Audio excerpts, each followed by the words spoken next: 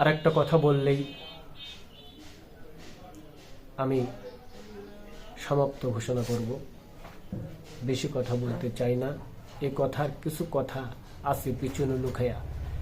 যেমন আজকে সম্মানিত ভাতা দেওয়ার সিদ্ধান্ত নিয়েছে, এই কথাটা যেন এরকম হয়, ইমান থেকে হয়, যে আমি প্রত্যেকটি মসজিদের ইমামদেরকে একটা স্কেল আওতায় ভাতা দিয়ে এদেরকে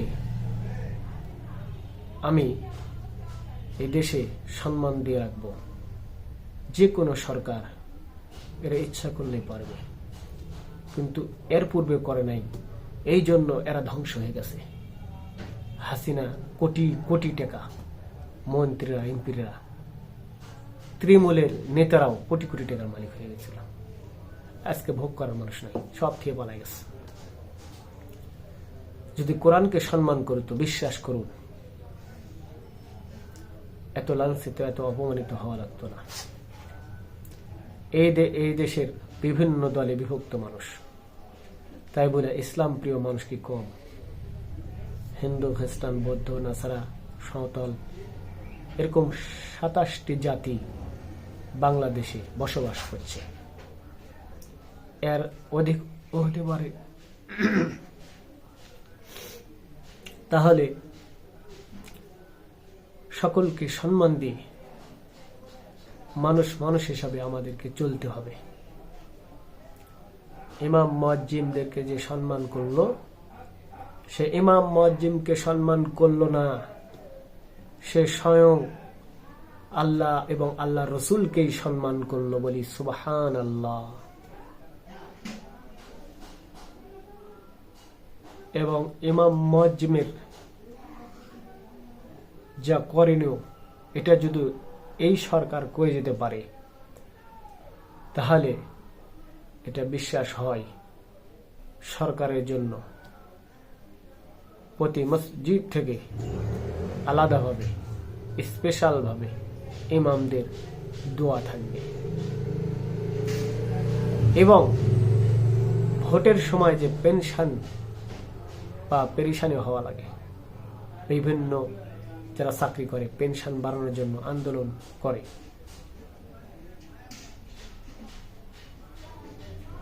কিন্তু ইমামদেরকে যদি এরকম ভাবে আপনার ভাতা বা পেনশন দেওয়া হয়, তারা আন্দোলন করবে না, তারা দোয়া করবে। আর এই ইমামগণ যদি একজুট হয়ে কাজ করে, তাহলে এই দেশে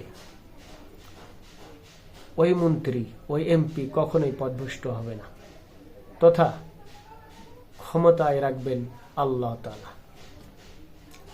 যদি ইমাম মুয়াজ্জিমকে দেখানোর উদ্দেশ্যে কাজ করে, এটা অন্তর থেকে নয়, ভালোবেসে নয়, তাহলে অচিরেই ধ্বংস এসে যাবে। এই জন্য আমাদেরকে চিন্তা করে দেখতে হবে যে বাংলাদেশে এখন দল, শক্তিশালী দল দুইটি, জামাত ইসলাম আর বিএনপি, আর অন্যান্য দল তো আছেই। এর মধ্যে ঘোষণা এসেছে বিএনপি হয়ে গেছে, গণতান্ত্রিক প্রক্রিয়া হয়ে গেছে। এখন রাষ্ট্র চালাবে 5 বছর। এই 5 বছরের মধ্যে যদি আলেম ওলামাদেরকে তার পরিকল্পনা, টেকনিক দিয়ে সে যদি ধরে রাখতে পারে, সামনের বছরে ভোট করতে তার কষ্ট হবে না। কিন্তু এটা মন থেকে আল্লাহকে ভালোবাসার জন্য করতে হবে, ভোট পাওয়ার উদ্দেশ্য নয়। আল্লাহ আপনাকে আরো সম্মান বাড়িয়ে দিবে। সম্মান দেওয়ার মালিক আল্লাহ, সম্মান ছিনিয়ে আনার মালিক আল্লাহ। দিয়ে ধন বুঝে মন কেড়ে নিতে কতক্ষণ, এই কাজটাই আমার সাথে হয়েছিল। অন্য জনের কাছে আমি বলবো না, আমি নিজে প্র্যাকটিক্যাল প্রমাণ। আমাকে আল্লাহ সম্পদ দিয়েছিল, আবার কেড়ে নিয়েছিল, দিয়ে আবার সঙ্গে সঙ্গে কেড়ে নিয়েছে। এরপরে আবার সম্পদ আল্লাহ দিয়েছেন, এটা স্থায়ী করে দিয়েছেন। বলি আলহামদুলিল্লাহ। কি সম্পদ দিয়েছেন এটা আমি আপনাদেরকে বলবো না, কিন্তু দিয়ে ধন বুঝে মন কেড়ে নিতে কতক্ষণ আল্লাহ। এই জন্যে সকালবেলা বাদশারে তুই ফকির সন্ধ্যাবেলা, নদীর কুল ভাঙ্গে ও কুল গড়ে, এই তো নদীর খেলা। সকালবেলা বাদশারে তুই ফকির সন্ধ্যাবেলা, এই কথাটা মনে রাখবে। আর তাবারাকাল্লাযী বিয়াদিহিল মুলকু ওয়া হুয়া আলা কুল্লি শাইইন কাদির, সমস্ত পৃথিবীর রাজা হলো আমার আল্লাহ। সূরা মুলকের ভিতরে আল্লাহ বলছেন, আজকে আপনি আসছেন, আপনার মৃত্যুবরণ হবে। আপনি খ্রিস্টান হন, বৌদ্ধ হন, নাসারা হন, যে জাতির হন, নামাজ পড়েন বা না পড়েন, নির্ধারিত সময়ের মধ্যে আপনার মৃত্যুবরণ হবে। কিন্তু আপনার রাজত্ব মৃত্যু পর্যন্ত শেষ। কিন্তু আল্লাহর আর রাজত্ব আপনি আসার আগেও ছিল, এবং আপনি মারা যাবেন তারপরেও থাকবে। সে আল্লাহকে স্মরণ করতে হবে, বিশ্বাস করতে হবে, তাহলে ঈমান বজায় রাখতে পারবে। আরেকটা বক্তব্য, বাংলাদেশের যতগুলো হাফিজিয়া মাদ্রাসা আছে, হেফজ পড়ানো হয়, এই হেফজ মাদ্রাসাগুলো সরকার যদি কন্ট্রোল করে, সরকার যদি বেতন দেয় ওই হাফেজদেরকে, এটা প্রাইমারি স্কুলে যেমন বেতন দেন, যেমন রুলস আছে, এমনি করে যতগুলো বাংলাদেশের যারা হাফিজি মাদ্রাসা প্রাইভেটে খুলেছেন, একক ব্যক্তি ভাবে নয়, সমাজ গ্রাম সবাই মিলে একটা জমি মাদ্রাসার নামে দিয়েছে। ওই মাদ্রাসা পরিচালনা গোটা গ্রামের মানুষ,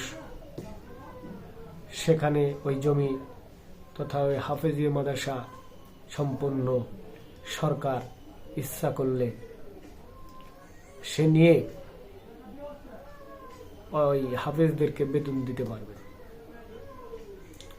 তাহলে কি হবে?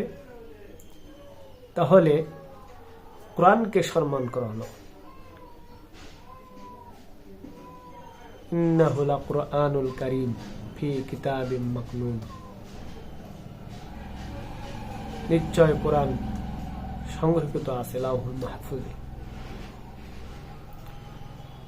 সেই কোরআনকে যদি আপনি সম্মান করেন, তাহলে এই সম্মানে কোরআন কোথায় থাকে? উপরে থাকে, লাউহুল মাহফুজ আছে, আপনার সম্মান ওই সমতুল্য করে দিবেন। বলি সুবহানাল্লাহ। তাহলে আমি যদি দেশের প্রেসিডেন্ট হতাম, আমার কথাই বলছি, আমি যদি প্রধান হতাম সরকারের, সর্বপ্রথম হাফিজিয়া মাদ্রাসার বাংলাদেশের যতগুলো আছে, এই হাফিজিয়া মাদ্রাসা আমি সরকারকরণ করে দিতাম, তাদের আর পেরেশানি করতে দিতাম না। আজকে 2 বছর হইল, হুজুরকে ভালো লাগলো না, তারা দিল। আর একটা হুজুর আসলো, সভাপতির ব্যাগ ধরে বাজার করতেছে, খুব ভালো, সভাপতির সাথে ওনার ভালো সম্পর্ক নাই, ওনাকে রাখা যাবে না, আউট, তাড়িয়ে দেয়, আমি দেখেছি। এবং প্রত্যেকটা হাফিজি মাদ্রাসায় ইসলামিক ফাউন্ডেশন থেকে প্রত্যেকটি মাস তাদের পরীক্ষা এবং নিরীক্ষা নেওয়ার জন্য যদি এরকম করা হতো, তাহলে আমার মনে হয় এই দেশ আরো সুন্দর হতো।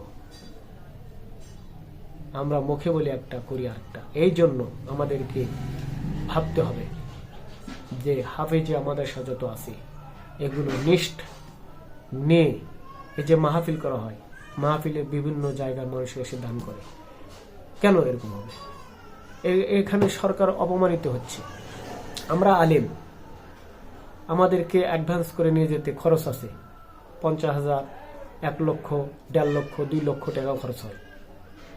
হেলিকপ্টার যদি আমরা যাই অনেক খরচ হয়ে যায়, এখান থেকে চট্টগ্রামে গেলে অনেক খরচ হয়ে যায়, এগুলো হতো না। তাহলে ওই হাফিজে মা সুন্দরভাবে চলতো, হাফিজ বের হতো, এবং ওই হাফিজ যারা নিয়োগপ্রাপ্ত এরাও পেনশনে যখন যাবে এদের মনের কষ্টটা আর হতো না। তাহলে আপনারা যারা দায়িত্বে আছেন বিশ্বাস করুন, এই কোরআনকে সম্মান করুন, আল্লাহ আপনার সম্মান ওই লাউহে মাহফুজ পর্যন্ত বাড়িয়ে দিন। বলি সুবহানাল্লাহ।